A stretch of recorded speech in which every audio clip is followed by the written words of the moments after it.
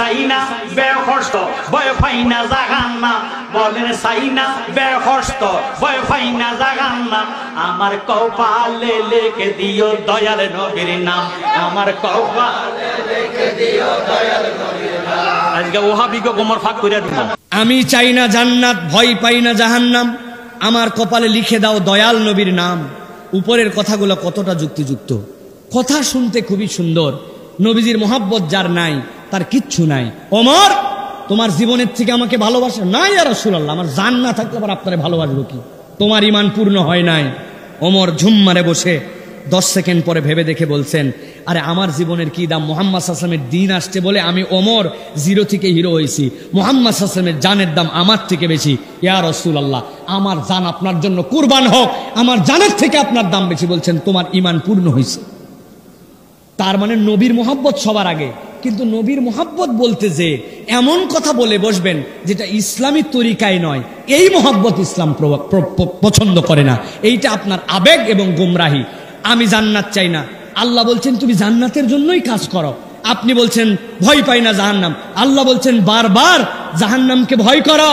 ইত্তাকুন্নার আল্লাতী কুদুহান নাস ওয়াল হিজারা, জাহান্নামকে ভয় করো, এর ভিতরে অধিবাসী হবে মানুষ আর পাথর।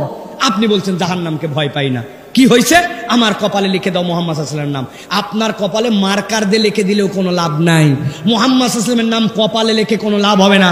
মুহাম্মদ সাল্লাল্লাহু আলাইহি ওয়াসাল্লামের ইতাআত করতে হবে। কুল ইন কুনতুম তুহিব্বুনাল্লাহ ফাত্তাবিউনি ইউহিব্বুকুমুল্লাহ। নাম টাম কিচ্ছু লেখা লাগবে না, ইতাআত করলে আপনার জাহান্নাম মাফ হবে। নচেত আপনি নাম লেখায়া ভরায় ফেললেও আপনার কপালে নসিব হবে না জান্নাত। ঠিক কি না? এই সকল মারেফত মার্কা কথা, একদল এই সকল ভাবের কথা বলে, আর আমরা চিন্তা করি বাপরে বাপ কি না কি হতে পারে। গুয়ের মাসি বসে না ওর গায়ে। আবার বাঙালি বলে কিছু একটা হতে পারে, মানে আমাদের মগজ নষ্ট হয়ে গেছে। এই বেটা ফরজ গোসল করে না, চুলে জট পাকায় ফেলছে, বস্তা পরে ভরে, গায়ের মধ্যে গুয়ের গন্ধ। আর আপনি মনে করছেন বাবা লাগার দরকার নাই, যদি কিছু হয়। কসু হয়, শয়তানের আপন ভাই এগুলা। সাহাবিদের থেকে বড় আল্লাহর ওলি হয়েছে নাকি? কোন সাহাবি কখনো চটজরায় ঘুরছে, চুল এরকম প্যাঁচ লাগাইছে, পাগলামু করে ঘুরছে? আপনি করতে মারেফত নিয়ে আসছেন। এই সকল কথার কোনো অস্তিত্ব নাই।